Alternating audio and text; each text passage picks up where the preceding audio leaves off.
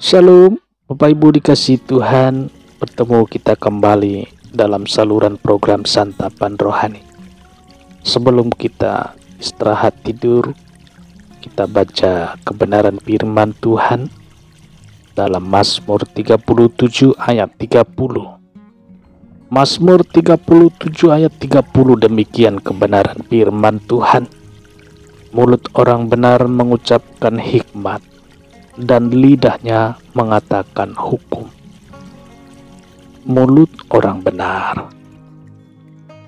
Mulut adalah salah satu indera dalam tubuh kita.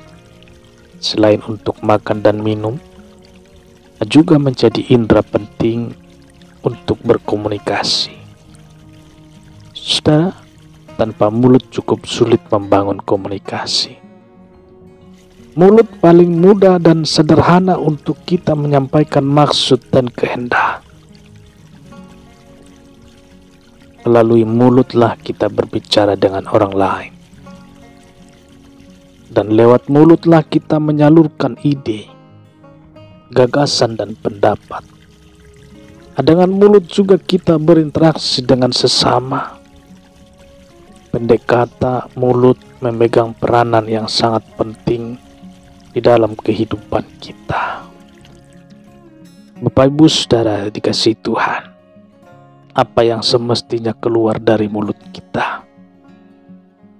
Ayat renungan kita hari ini menyampaikan pesan yang indah, saudara.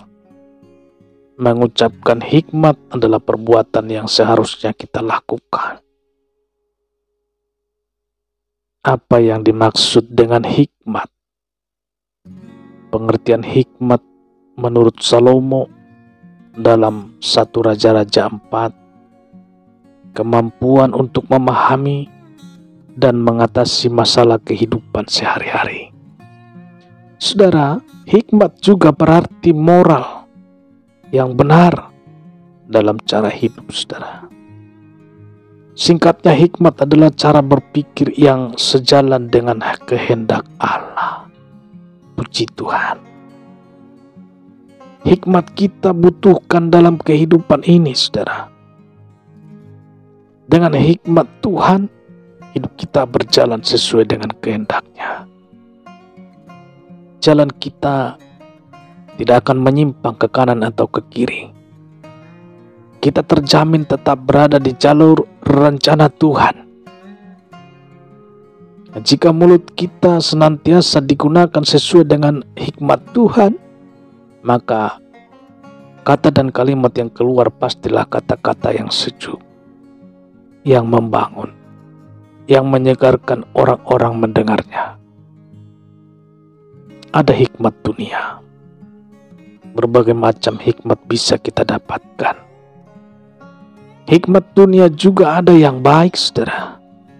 Bedanya dengan hikmat Tuhan, hikmat dunia berasal dari manusia, cara pandang manusia. Ada perbedaan yang mendasar dengan hikmat yang berasal dari sorga. Manusia terbatas pengetahuannya dan cara pandangnya. Sempit dan berhenti di kehidupan dunia ini saja, saudara. Sementara hikmat sorga mencakup untuk hidup sekarang, hidup yang akan datang, hingga hidup dalam kekekalan. Bolehkah kita memakai hikmat dunia? Sepanjang tidak bertentangan dengan hikmat Tuhan, kita boleh saja memakai hikmat dunia. Tetapi saudara, yang terutama menjadi landasan hidup kita, termasuk dalam berbicara, adalah hikmat Tuhan.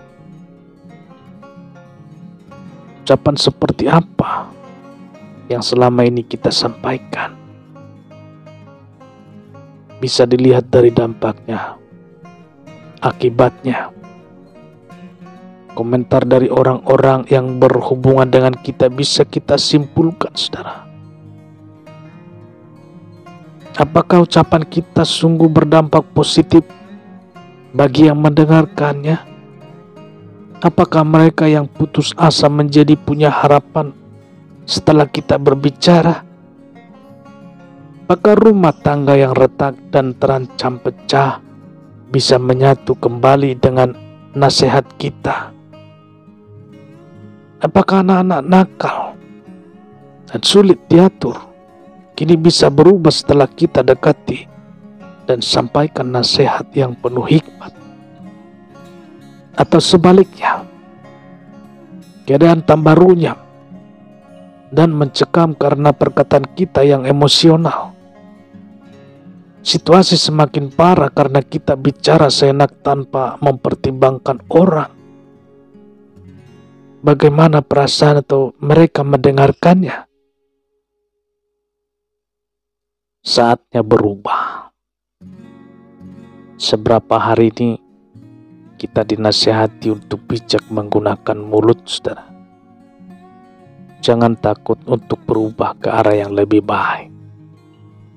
Jika malu untuk berkata maaf, jika kita keliru selama ini, saudara, jangan berharap rumah tangga, kantor, gereja kita berubah jika kita sendiri tidak mau berubah. Perubahan harus dimulai dari diri kita. Saudaraku, dikasihi Tuhan, mari ubah cara berpikir kita, cara berbicara kita, maka kita baru bisa merubah dunia di sekitar kita. Puji Tuhan. Kita berdoa. Bapa yang kami sapa di dalam nama Yesus Tuhan, malam hari ini kami kembali mengucap syukur. Kami sudah mendengarkan firman-Mu Tuhan untuk menasihati kami, supaya kami dapat menjadi berkat bagi dimanapun kami berada. Terpujilah nama-Mu. Sebentar kami akan istirahat tidur. Tuhan, tutup bungkus pagarilah kami dengan malaikat-Mu. Jagailah kami dengan kuat kuasa darah-Mu. Di dalam nama Tuhan Yesus. Besok pagi biarlah kami juga bangun di dalam kasih Tuhan dan tidak kurang suatu apapun. Dipuji, dihormat, dimuliakanlah Engkau Tuhan pada saat malam hari ini, kekal untuk selama-lamanya. Haleluya. Amin. Bapak Ibu Saudara dikasih Tuhan, selamat beristirahat. Terus jaga protokol kesehatan. Salam sehat, salam hebat. Bertemu kita kembali dalam saluran program Santapan Rohani hadir setiap hari. Tuhan Yesus memberkati. Amin.